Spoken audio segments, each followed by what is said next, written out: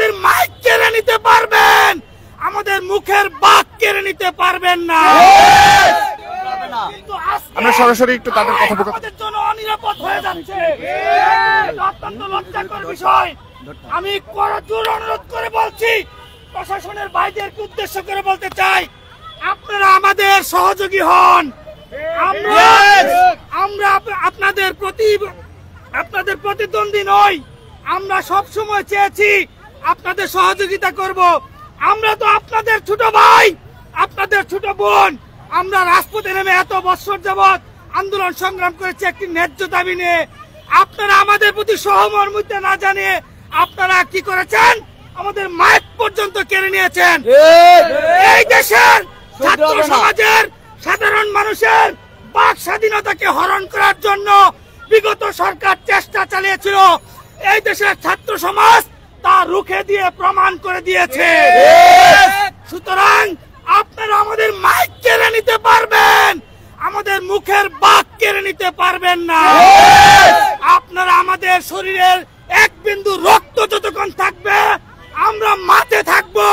আমাদের ছোট ভাই বোনদের, আমাদের সহযোদ্ধাদের অধিকার আদায়ের জন্য আমরা যুগে যুগে রাজপথে নেমে আসবো।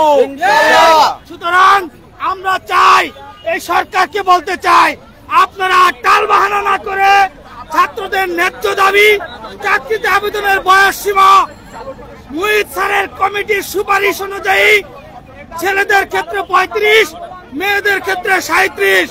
আমাদের দাবিটি হচ্ছে উন্মুক্ত। আপনারা ক্ষেত্র বিশেষে উন্মুক্ত করে দিন, যাতে বাংলার ছাত্র সমাজ চাকরিতে আবেদন করতে পারে। এতে করে আমাদের জন্য ভালো হবে, এই রাষ্ট্রের জন্য ভালো হবে। সবাইকে ধন্যবাদ জানাই এবং আমাদের সাংবাদিক বন্ধুদেরকে বলতে চাই, আপনারা সবসময় আমাদের পাশে ছিলেন। আমাদের দুঃখ দুর্দশার কথা আপনারা সবসময় তুলে ধরেছেন। সেজন্য আপনাদেরকে অন্তঃস্থল থেকে বারবার ধন্যবাদ জানাই। রাষ্ট্রযন্ত্র সবসময় তো আসলে নিপীড়িত মানুষের বিপক্ষেই।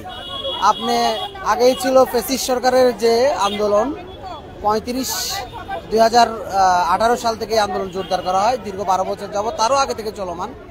আমরা দেখেছি আমাদের যে বৈষম্য বিরোধী আন্দোলন, জুলাই আগস্ট বিপ্লবের যে চেতনা, সেই চেতনার বিরোধী হয়ে আমরা যখন সকালে আস্তে আস্তে এখানে 35 প্রত্যাশীরা জোর হই শাহবাগের প্রজন্ম চত্বরে, ঠিক তখনই রাষ্ট্রযন্ত্রের পুলিশ বাহিনী এসে আমাদের যে হ্যান্ড মাইক, যে শুরু করে রিক্সাওয়ালা মাইক, সেগুলা জবরদখল করে তারা থানায় নিয়ে গেছে। এখান থেকে প্রমাণিত হয় তারা যে ভুয়া কতগুলো কমিশন তৈরি করে, তারা যে ভুয়া চিন্তা ভাবনার অধিকারী, তারা যে রাষ্ট্রের মানুষকে জিম্মি করার জন্য পায়, তাদেরই একটা লক্ষণ।